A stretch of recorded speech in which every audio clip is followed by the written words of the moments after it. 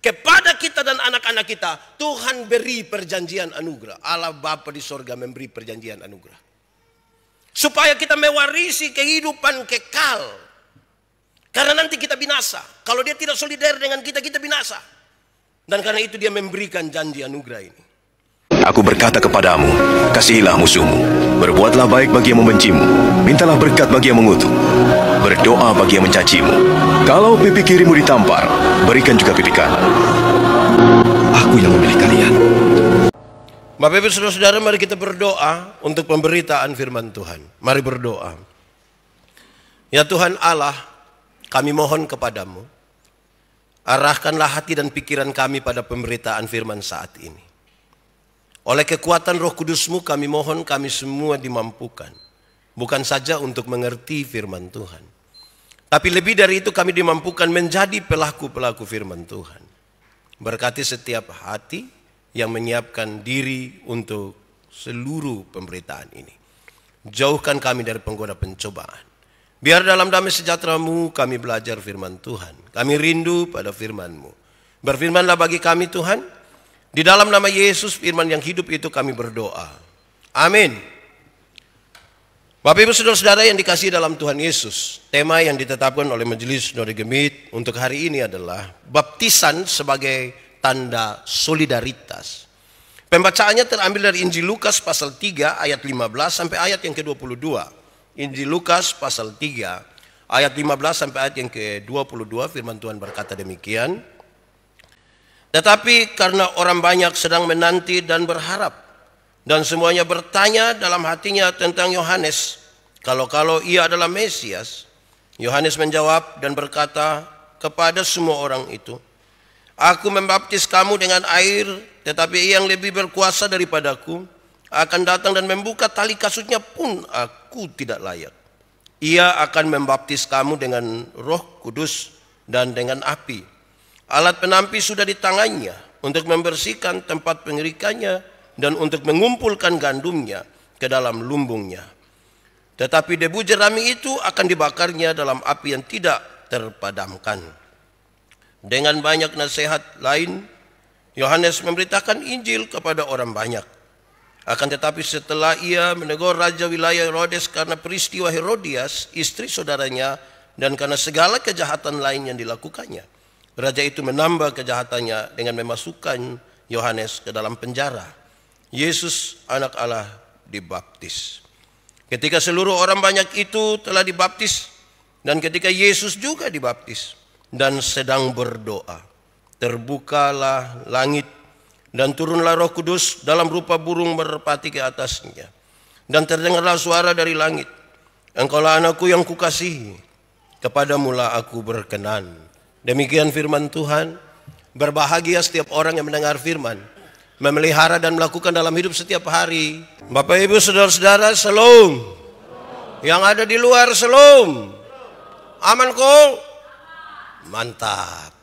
Tuhan memberkati kita. Saudara-saudara, tema hari ini adalah baptisan sebagai tanda solidaritas. Sepanjang Natal dan beberapa minggu ini kita bicara terus tentang solidaritas. Ada apa dengan solidaritas sebenarnya? Saya kira kita semua paham, solidaritas itu kepekaan untuk turut mengambil bagian dalam penderitaan orang lain.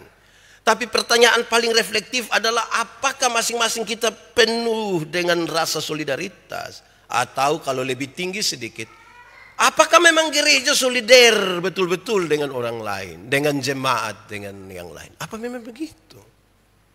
Saudara, saya berhadapan dengan dua kenyataan dan pengalaman. Satu waktu masih di Sabu, acara Natal, diharapkan kan yang akan tampil di depan itu orang-orang yang bagus-bagus, yang ranking juara kelas dan bagus dalam penampilan. Ada satu waktu ketika Natal di Sabu itu, saya minta yang hafal ayat itu anak-anak berkebutuhan khusus. Mereka yang sulit untuk bicara. Kalimat-kalimat yang harus dihafal itu pendek sekali. Misalnya, akulah pintu. Betapa sulitnya mereka hafal. Tapi mereka berlatih sampai terakhir anak-anak itu bisa menghafal itu. Waktu dia hafal itu dia pun bapak mama yang tarik napas tidak bisa, turun tidak bisa, naik tidak bisa. Ini anak berusaha untuk itu. Tapi sejumlah orang merasa bahwa masa kok kita Natal begini kok. Ini dalam gereja ini. Jadi seolah-olah gereja hanya boleh kasih kesempatan kepada orang-orang yang tampil bagus, yang ranking, yang berpenampilan baik. Padahal kita bicara solidaritas. Itu pengalaman pertama. Kedua, saya mendampingi kelompok-kelompok disabilitas. Salah satunya kelompok di Kupang disebut KTK, kelompok tuli Kupang. Anak-anak muda, dari penampilan mereka dilihat itu tidak ada kekurangan. Bagus, cantik-cantik, ganteng-ganteng. Satu saat mereka bilang pada saya, melalui dompun juru bicara, Pak Pendeta, kira-kira kami bisa gereja di mana? Kok kamu gereja? Gereja. Dan bilang begini, kami ada di tengah-tengah gereja dengan banyak orang, tapi kami tidak dengar Bapak dong ngomong apa. Bapak dong menyanyi, tapi kami tidak tahu. Sedikitkah orang-orang ini? Banyak. Dan seolah-olah gereja mengabaikan mereka. Sepertinya boleh mendengar adalah mereka yang aman, yang sehat. Kalau yang sakit ya yang sakit-sakit biasa doang. Lalu kita tiap-tiap hari bicara tentang solidaritas. Dan saya kira ini tantangan bagi kita semua. Saya kira tema ini penting bagi gereja untuk berefleksi kembali tentang persoalan solidaritas, kepekaan di tengah. Kelompok disabilitas yang saya dampingi ada 5, salah satunya yang lumpuh dorang. Dompet Pak Pendeta, tangga-tangga gereja itu tinggi-tinggi Bapak. Kami pun kursi roda tidak bisa naik. Beruntung kita pun bidang miring ada. Hal-hal kecil yang menunjukkan kita punya kepekaan untuk mengambil bagian bersama-sama dengan mereka. Saudara-saudara, itu catatan awal untuk kita renungkan bersama tentang solidaritas. Saudara, kita membaca bagian ini, memang arahnya akan mengarahkan kepada kita bicara tentang Tuhan Yesus yang dibaptis sebagai tanda solidaritas Tuhan dengan kita. Tetapi saya mau membawa kita untuk memahami hal-hal lain di sekitar itu, saudara. Pembacaan yang sama kalau kita baca di Injil Markus pasal 1 ayat 9. Pada waktu itu Yesus datang dari Nazaret di Galilea dan ia dibaptis di sungai Yordan oleh Yohanes. Catatan Markus 1 ayat 9 ini menunjukkan bahwa pertama, sebelum dibaptis Tuhan Yesus itu tinggal di Nazaret. Dia tinggal di sana. Waktu tinggal di Nazaret dia belum dikenal oleh banyak orang. Banyak orang tidak tahu siapa dia. Dia bukan siapa-siapa malah. Lalu saudara-saudara, waktu tinggal dan besar di Nazaret, Tuhan Yesus menjalani kehidupannya sebagaimana layaknya anak-anak dibesarkan. Dia ada di situ dengan keluarga. Dia hidup layak seperti anak-anak dibesarkan. Kalau dia kecil pasti lari-lari juga. Kemarin waktu pengembalaan ini Gilbert ini suka lari-lari. Dia pun papa mama yang pikiran, aduh ini besok kalau dia lari-lari. Tidak apa-apa. Anak kecil kalau lari-lari tidak apa-apa. Yang jadi soal kalau dia pun bapak yang bangun kau lari-lari di muka sini. Itu baru soal. Kalau baru Gilbert tidak ada soal. Namanya anak-anak kecil do lari-lari. Saya bayangkan anak-anak kecil itu dong sangat polos. Anak-anak kecil itu kalau ibu-ibu dong ada di rumah dong mandi habis biar dong tidak pakai apa-apa dong bisa keluar dong jalan-jalan. Tidak ada masalah. Betul ke tidak? Tapi coba di pembapa coba. Pas ibu-ibu dong kumpul waktu mandi habis saya ngajak keluar. Wih itu saya rasa itu persoalan besar itu. Yesus bertumbuh sebagaimana layaknya orang-orang bertumbuh, saudara. Ini yang oleh banyak orang menyebutkan seolah-olah kekristenan itu menjadikan manusia ini menjadi Tuhan. Padahal kisah itu tidak begitu. Tuhan yang menjadi manusia, bukan ini manusia ini yang kemudian kita jadikan Tuhan. Saudara, Tuhan Yesus dibaptis dan mulai pelayanannya di usia 30 tahun. Kenapa hal ini harus menjadi bagian dan menyeret perhatian kita, saudara? Karena pasti tidak terlepas dari cara hidup dan budaya orang Yahudi. Kenapa, saudara? Dalam budaya Yahudi, seorang laki-laki baru boleh mengajar di depan umum pada usia 30 tahun.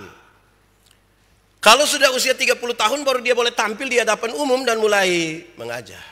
Itu berarti mau pintar bagaimanapun, mau hebat bagaimanapun, sebelum umur 30 tahun belum boleh tampil di hadapan umum untuk mengajar. Tidak boleh. Saudara, di usia 30 tahun ini, seorang laki-laki Yahudi diakui sebagai guru dan dianggap sudah matang dalam memberitakan firman. Di usia 30 tahun, dianggap sudah matang. Sudah baik ini, memberitakan firman, silakan. Tetapi bukan serta-merta 30 tahun langsung bisa beritakan firman. Bukan. Pastikan belajar, ikut semua tahapan-tahapan kehidupan orang Yahudi. Baru 30 tahun berdiri dan mengajar. Tidak mungkin 10 hukum dong 30 tahun langsung tiba-tiba masuk di otak. Langsung hukum pertama, jangan ada padamu. Tidak begitu. Hafal juga dari waktu kecil. Kadang-kadang kita sudah 30 tahun ini agak susah. Tanya bilang hukum ke-6 apa? Dia bilang apa kok? Lupa, mungkin lupa apa? Lupa dan tidak tahu itu dua hal yang beda. Kita nih kalau ketik di HP itu kan bisa saya tidak lupa, toh karena jari sudah terbiasa dan begini. Padahal lahir kita tidak dengan HP. Waktu pertama-pertama kan masih gambar-gambar. Sekarang nih saya lihat banyak orang tidak lihat juga begini tidak salah. Saya lihat kalau di kios, di toko orang pegang itu kalkulator itu udah bilang berapa? 1970 kali itu tidak lihat. Kebiasaan itu mempengaruhi. Jadi kalau tiba-tiba 10 hukum jadi lupa itu bukan lupa, tidak tahu. Itu mesti belajar ulang. Nah itu usia 30. Tuhan Yesus yang hidup dan lahir di tengah-tengah bangsa Yahudi tentunya akan menjalani setiap tradisi yang ada dalam kehidupan orang Yahudi. Tidak kasih kurang. Tuhan Yesus bilang begitu. Hukum Taurat dia tidak kasih kurang satu apapun. Tidak. Satu nokta pun tidak. Dia hidup menurut tata aturan itu. Saudara, kalau kita belajar dari bilangan 4 ayat 30. Dikatakan bahwa di usia 30 sampai usia 50 tahun. Merupakan usia yang diwajibkan bagi orang Lewi untuk bekerja di rumah pertemuan. Tuhan Yesus memang bukan suku Lewi, dia dari Yehuda. Tapi ini sengaja dimasukkan untuk kita lihat bahwa kemudian dia akan disebut sebagai imam besar. Dan ini yang akan kemudian menjadi penting dalam soal solidaritas dari baptisan Tuhan Yesus. Saudara-saudara, selanjutnya karena ini teks bicara tentang baptisan, maka saya mau mengajak kita untuk melihat Yohanes Pembaptis dan Tuhan Yesus. Saya mencatat sejumlah hal di sini. Pertama, saudara, orang banyak menaruh pikiran mereka mengenai Mesias. Mereka bertanya-tanya. Yohanes mengatakan, Mesias sudah di depan pintu dan dia sudah datang sekarang. Banyak orang menduga Yohanes ini sudah yang Mesias. Mereka sangat menanti-nantikan Mesias. Tapi Yohanes bilang tidak, Mesias sudah datang. Dia sekarang ada di depan pintu. Dia sudah datang. Yohanes Pembaptis sangat menyadari, saudara, bahwa dirinya itu hanya seorang pembuka jalan. Suara yang berseru-seru di padang. Dia bukan Mesias itu. Dia bukan Mesias yang dinantikan itu. Itu sesuatu yang sangat menyatakan kerendahan hatinya. Dia kasih tahu bahwa sehebat-hebatnya dia bukan siapa-siapa. Dia bukan Mesias itu. Baptisan yang dilakukan oleh Yohanes, saudara, supaya saya kira ini harus lebih tidak cepat saya bicara supaya saudara paham di sini. Baptisan yang dilakukan oleh Yohanes adalah baptisan pengampunan dosa. Tetapi harus dipahami begini. Yang dimaksud dengan baptisan pengampunan dosa itu bukan berarti Yohanes baptis begini langsung ampun dosa berisi. Tidak bermaksud begitu. Yang dimaksudkan itu adalah setiap orang yang menyadari dirinya sebagai orang berdosa, menyadari kesalahan-kesalahannya, mau bertobat, dia datang kepada Yohanes untuk dibaptis. Itu yang dimaksud baptisan pengampunan dosa. Karena itu ada banyak orang yang menyadari itu. Karena mereka sementara menanti-nanti Mesias itu. Mereka lagi diarahkan untuk datang kepada Mesias. Dan beberapa orang dan banyak orang yang merasa demikian, mereka datang untuk dibaptis. Saudara, Yohanes membaptis dengan air. Tetapi menurut pengakuannya, Mesias yang datang itu akan membaptis kamu dengan Roh Kudus dan dengan api. Ini sesuatu yang penting sekali. Bahwa baptisan air itu lambang dari baptisan Roh Kudus. Karena itu dia menjadi sah. Karena yang bisa baptis dari Roh Kudus itu hanya Tuhan Allah. Yohanes tidak bisa. Dia membaptis dengan air sebagai tanda. Tapi dia tidak bisa melakukan itu. Yohanes sementara mengarahkan hati banyak orang pada waktu itu untuk datang kepada Tuhan Yesus, Sang Mesias. Jangan datang pada dirinya. Datang saja kepada Tuhan Yesus. Saudara, Tuhan Yesus kemudian dalam kisah ini Tuhan Yesus datang. Datang dan mau dibaptis. Waktu tahu bahwa Tuhan Yesus datang, Yohanes tidak mau. Bagaimana dia yang akan membaptis dengan Roh Kudus akan datang kepada saya supaya saya baptis dia dengan air? Yohanes tidak mau. Tapi Tuhan Yesus meminta, engkau mesti melakukan itu. Harus. Tuhan Yesus meminta supaya ada penggenapan tertentu. Nanti itu yang mau kita pelajari di sini. Saudara, baptisan Yohanes yang diterima oleh Tuhan Yesus bukan berarti Tuhan Yesus itu dibersihkan dari dosa. Karena dia tidak berdosa. Dia menjadi sama dengan manusia dalam segala sesuatu kecuali dosa. Jadi tidak mungkin baptisan ini adalah untuk dosa. Untuk membersihkan Tuhan Yesus dari dosa. Tidak. Melainkan pembaptisan Yohanes ini mengandung makna bahwa Tuhan Yesus sementara ditabiskan sebagai imam yang akan memulai pekerjaan pelayanannya. Dia pas umur 30. Sekarang dia ditabiskan sebagai imam yang akan memulai pekerjaannya, di mana sebagai imam dia akan membawa korban persembahan. Kalau imam-imam di Bait Allah membawa korban persembahan dalam rupa binatang dan lain-lain, Yesus yang imam agung ini membawa dirinya sendiri sebagai persembahan. Inilah kehendak Allah yang harus digenapi. Makanya Tuhan Yesus bilang, Yohanes, engkau baptis. Karena ada hal yang harus digenapi. Dia harus membawa dirinya. Kalau imam-imam di Bait Allah, saya ulang ini. Imam-imam di Bait Allah membawa korban-korban persembahan berupa hewan dan lain sebagainya. Yesus imam agung itu membawa dirinya, dipersembahkan kepada Tuhan. Saudara, berdasarkan itu semua mari kita melihat soal solidaritas tadi untuk memberi jawab terhadap tema kita.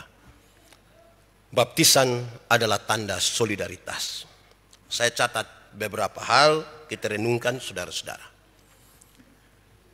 Solidaritas yang pertama yang saya mau ajak kita untuk pahami di sini, untuk kita renungkan adalah Tuhan menjadi manusia dan masuk dalam budaya manusia. Dia berproses sebagaimana layaknya manusia. Dia masuk sebagai bagian dari orang-orang Yahudi dan menjalankan seluruh kehidupan sebagai orang-orang Yahudi yang taat kepada hukum Taurat. Ini bagian solidaritas paling pertama. Kenapa? Karena untuk menyelamatkan dunia, Tuhan tidak tinggal diam di sorga. Tapi dia berkenan, berinisiatif turun ke dalam dunia. Mengambil rupa sebagai manusia. Supaya kalau manusia mau diselamatkan, dia menyadari bahwa ini sebuah bagian bersama-sama dengan Tuhan yang juga telah menjadi manusia. Tadi saudara-saudara ketika saya ajak kita baca, kita punya nats pembimbing. Menurut Ibrani pasal 4 ayat 14 dan ayat yang ke-15. Saya kira di ayat 15 itu menunjukkan sesuatu yang penting bagi kita dalam kaitan dengan hal ini. Di ayat yang ke-15, Ibrani pasal 4 ayat 15 tertulis begini. Sebab imam besar yang kita punya bukanlah imam besar yang tidak dapat turut merasakan kelemahan-kelemahan kita. Sebaliknya sama dengan kita, ia telah dicobai. Imam besar itu turun dan menjadi sama, merasakan dan mengalami apa yang dialami. Saudara lihat sekarang. Ini tanda solidaritas pertama. Dia mengambil bagian betul-betul sebagai manusia. Bukankah ini sesuatu yang mengajarkan kepada gereja? Kisah tentang orang Samaria yang baik hati. Orang Samaria itu adalah Tuhan Yesus. Yang setelah menemukan orang-orang dalam perjalanan Yerusalem Yeriko, dia bawa orang-orang yang telah diselamatkan itu, dia titip di gereja. Dia kasih 2 dinar untuk urus. Dia bilang begini, uruslah mereka sebaik-baiknya. Dan jika kau belanjakan lebih dari ini, aku akan menggantinya waktu aku kembali. Dia memberi pesan. Gereja yang mengurus orang-orang yang Tuhan titipkan di dalamnya, diurus sehabis-habisnya. Gereja itu diberkati. Karena ini orang yang Tuhan selamatkan. Tidak peduli dia dengan latar belakang seperti apapun. Tuhan titip di gereja. Rumah penginapan itu ialah gereja. Supaya gereja urus mereka sehabis-habisnya. Tanpa memandang rupa. Solidaritas terhadap semua kalangan. Urus saja sehabis-habisnya. Gereja itu pasti diberkati. Tapi gereja yang tidak mengurus sehabis-habisnya orang-orang yang Tuhan titipkan di rumah penginapan itu, gereja itu tidak diberkati. Pak, tidak diberkati apa? Kok itu uang banyak? Berkat itu bukan soal uang. Kalau uang itu saja kita sebut sebagai berkat, banyak orang bertengkar hanya soal uang dan harta-harta.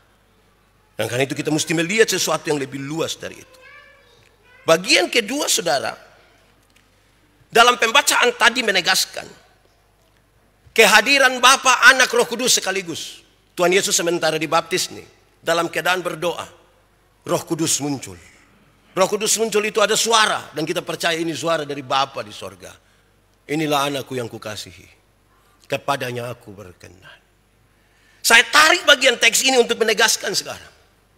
Dalam perintah Tuhan Yesus kemarin diajarkan kepada mereka yang dibaptis, disampaikan, pergilah, jadikan semua bangsa muridku, baptislah mereka dalam nama Bapa, Anak, dan Roh Kudus, seterusnya di situ. Tapi saya ingin menegaskan di sini makna dari baptisan itu. Saya kira untuk sekedar mengingatkan kembali kepada saudara-saudara, dibaptiskan dengan nama Bapa berarti kepada kita diberi perjanjian anugerah. Bukan saja kepada kita, tetapi kepada kita dan anak-anak kita.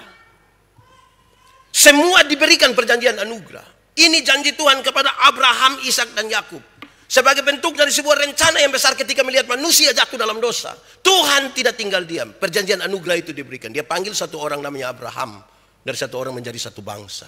Dan kemudian menjadi kita semua. Kepada kita dan anak-anak kita, Tuhan beri perjanjian anugerah. Allah Bapa di sorga memberi perjanjian anugerah. Supaya kita mewarisi kehidupan kekal. Karena nanti kita binasa. Kalau dia tidak solidar dengan kita, kita binasa. Dan karena itu dia memberikan janji anugerah ini. Kedua, dibaptiskan dengan nama anak. Ini mencatat tentang kematian bersama-sama dengan Kristus yang menebus manusia. Dan kebangkitan bersama-sama dengan Kristus. Mati bersama-sama dalam kematian Kristus, tapi kemudian dibangkitkan dalam kebangkitan Kristus. Siapa yang mati bersama-sama dengan Kristus, dia hidup bersama-sama dengan Kristus. Dan itu yang akan membuat dia menikmati hidup yang kekal bersama Kristus di sorga. Dibaptiskan dengan nama Roh Kudus, kepada kita diberi hidup baru tiap-tiap hari. Supaya kita semakin segambar dan serupa dengan Kristus. Pergilah, jadikan semua bangsa murid. Murid.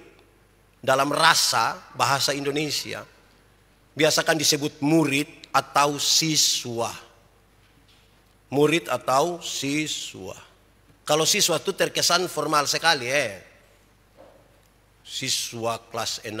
Ya, dia sekolah habis, dia lulus, dia pindah guru. Tapi murid saya pakai yang kita punya, yang dulu-dulu kalau nonton film-film silat itu, kalau ada satu buka jurus, yang satu langsung tahu. Lupung guru nama Pak Yandi toh. Karena lihat dari dia punya, oh ini Pak Yandi. Murid adalah seseorang yang belajar dari seorang guru. Supaya dari tindakan, dari kata-kata, dari perilaku orang mengetahui siapa gurunya. Karena itu dinasihatkan.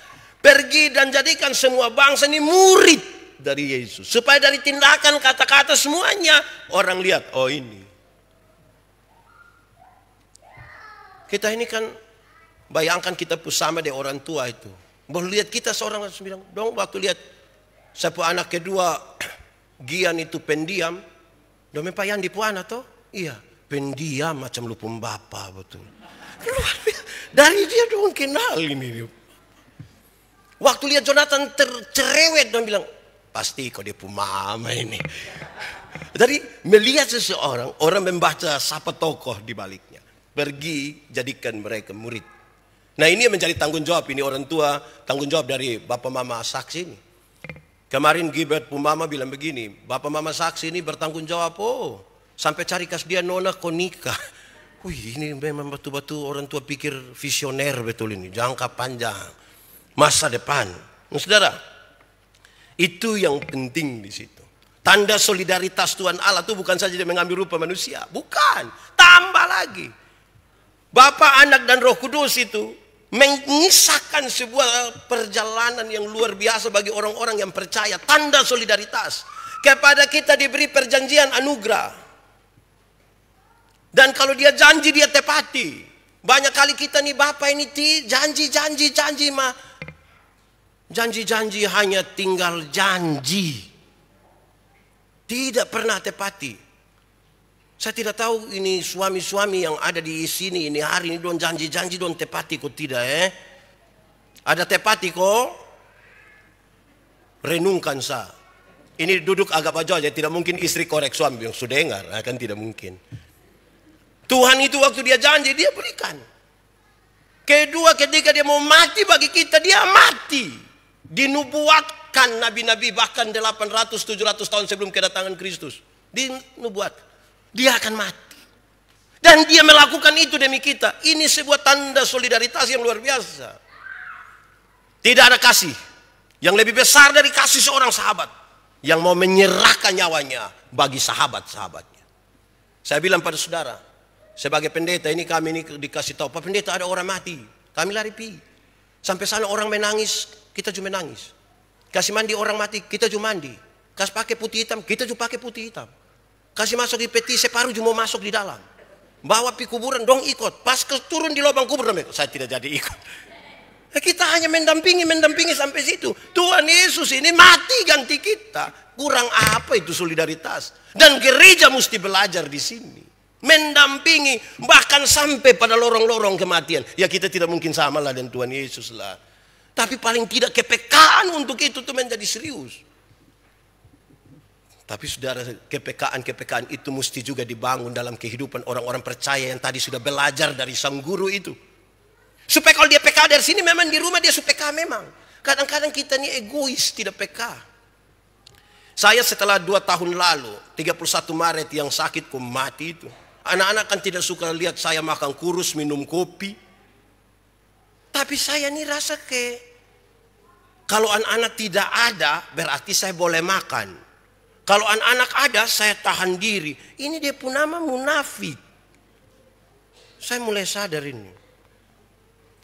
Kadang-kadang kita nih mau PK itu karena memang kan doa dan sudahlah PK. Kepekaan kita tuh serius. Kepekaan tuh juga punya tantangan kan ini soal solidaritas. Saya pernah bilang pada saudara kita nih kalau di bulan Desember itu kan bulan baik. Di bulan baik itu menarik karena bangun pagi orang harus melakukan kebaikan. Ada nenek satu jalan bawa pepaya, kita bilang nenek mau pi mana? Mau pi pasar. Bawa apa? Pepaya. Aduh mari nenek 8:30. Datang nenek duduk Nenek mau minum apa nenek? Nenek mau teh, kopi, bir atau wine? Nenek pilih. Nenek bilang nenek birsa kalau tidak wine. Nenek minum habis terus kita ambil uang bayar. Nenek ini uang nenek untuk ini pepaya. Ini ada beras sedikit, kopi, gula. Nenek tinggal di mana? Di bawah mata. Nanti nenek pulang deng. Jalan kaki. Jangan jalan kaki nenek, jangan jalan kaki. Grab jemput nenek antar pi bawah mata. 3 hari kemudian itu nenek datang kembali. Ini dia soal solidaritas terjadi. Karena waktu itu nenek datang bapak yang lihat bapak akan bilang mama. Oh kenapa? Lupa nenek sudah datang. Memang itu nenek dong itu seringkali bikin rusak kita rumah tangga itu. Nenek dong itu tahu faham apa bikin kacau kita. Memang solidaritas itu tantangannya serius saudara. Tantangan yang serius di situ. Tapi kita belajar begitu rupa saudara untuk trek yang Tuhan taruh begitu sebagai jalan. Ya taruhlah kita pun diri sedikit di situ. Apalagi kita sebut diri sebagai orang-orang percaya. Mestinya kepekaan kita tuh serius. PK sedikit terhadap orang-orang di sekitar kita. Jangan omong sampai yang orang susah. Kadang-kadang suami dan istri kita syukuran PK satu dari yang lain. Istri setengah mati pisalon kau perbaiki rambut dong kau suka jatuh begini lewat sih. Kita juga tidak bisa omong ame dia pun rambut sedikit begini mama. Rambut pun balicin lah. Macam kayak kulit ular saya mama. Ya omong ame apalah begitu supaya mam tua juga rasa suami juga ada perhatian sedikit. Bab tua juga susah aja pidatang di sini kita juga tidak bisa omong ame bab tua pun apa kok. Kita saling menjauhi kita pun hidup nih. Saudara-saudara, kita kan sibuk masing-masing di hari Senin sampai hari Sabtu. Ambil waktu sedikit nih, manja-manja sedikit gombal-gombal sedikit. Saya biasa ibu bikin teh tanya, gula pas kok tidak? Saya bilang mama, ini mau manis kok tidak manis tidak lebih hebat dari mama pun senyuman itu. Itu kalau Mam Teo saya bilang apa? Saya bilang tidak jadi lah. Kalau saya tidak. Tapi saya mau kasih tahu saudara bahwa memang solidaritas itu harus dimulai dari lingkungan yang kecil. Jangan berharap. Saudara kadang-kadang kita ini saya tidak bermaksud bilang yang dilakukan itu salah. Tapi harus pada jalan yang benar. Beberapa orang ketika ada bencana di satu tempat tulis doa untuk niki-niki. Doa untuk niki-niki nah bawa gardus. Doa itu ya berdoa begini, bukan minta uang. Jujur sedikit terhadap apa yang kita mau katakan. Pray for niki-niki. Itu bukan bawa gardus kok. Berdoa. Kalau bawa gardus setiap nama, minta untuk niki-niki. Minta untuk nela petu. Supaya yang benar itu yang kita mau jalankan. Kalau tidak nanti kita bermasalah di situ, saudara. Ketiga, pembacaan tadi menegaskan sebuah proklamasi dan perkenanan Tuhan, proklamasi dan perkenanan Tuhan Allah atas Kristus Yesus Tuhan. Kenapa, saudara? Ini menggenapi janji Tuhan tentang kedatangan Mesias, Sang Juru Selamat. Inilah anakku yang kukasihi, kepadanya aku berkenan. Penggenapan janji mesianik itu dilaksanakan di sini. Tanda bahwa ucapan dan janji solidaritas itu benar-benar nyata di dalam Kristus.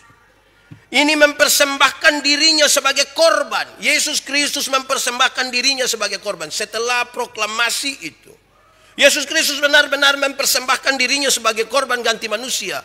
Lebih hebat dari apa yang dibayangkan oleh semua teori tentang solidaritas. Yang hanya kepekaan biasa. Ini betul-betul sebuah pengorbanan. Yang saya bilang tadi lebih hebat dari segala teori tentang solidaritas. Sehingga orang-orang yang bicara tentang solidaritas mesti belajar betul-betul dari Tuhan Yesus Kristus yang menyerahkan nyawanya bagi sahabat-sahabatnya. Dia bersahabat dengan semua orang. Kita belajar dari Lukas pasal 4 dikasih tahu. Roh Tuhan ada padaku. Dia mengurapi aku supaya apa? Hidup dengan mereka yang miskin, yang terpenjara, yang lumpuh, yang buta. Dia tinggal dengan mereka semua.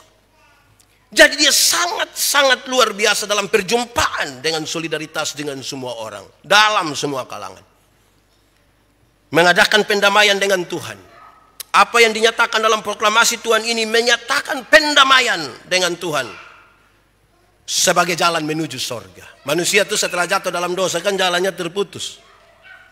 Pendamaian yang dilakukan oleh Yesus Kristus setelah proklamasi ini telah mengantarkan manusia dapat berjumpa dengan Kristus. Ini sebuah jalan menuju sorga. Supaya orang dapat mengatakan dan mengimani, akulah jalan dan kebenaran dan hidup. Tidak ada seorang pun yang dapat datang kepada Bapa kalau tidak melalui aku. Kan dia melaksanakan tanda solidaritas yang luar biasa. Berkorban bagi manusia. Menyiapkan jalan ke situ. Tidak ada satupun manusia yang sanggup melakukan itu. Dan ini yang amat luar biasa dalam solidaritas Tuhan Yesus. Dalam semua ini kemudian kita mengenalnya sebagai kepala gereja. Dan karena itu maka kepala gereja memerintahkan seluruh anggota dalam persekutuan bergereja. Supaya apa yang dilakukan oleh kepala gereja mestinya menjadi bagian yang terus-menerus dilakukan oleh gereja sebagai tubuh Kristus. Tuhan memberkati kita. Kita tunduk kepala, mari kita berdoa. Ya Tuhan Allah, kami mengucap syukur kepadamu untuk firman-Mu. Tolong kami Tuhan, supaya firman ini akan menjadi pelita bagi kaki kami, terang bagi jalan kami. Kami tahu bahwa tidak gampang, kami punya kepekaan sosial yang tinggi sekali seperti Kristus.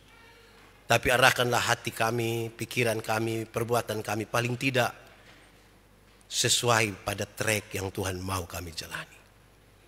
Dukunglah kami dengan kuasa Roh-Mu Tuhan.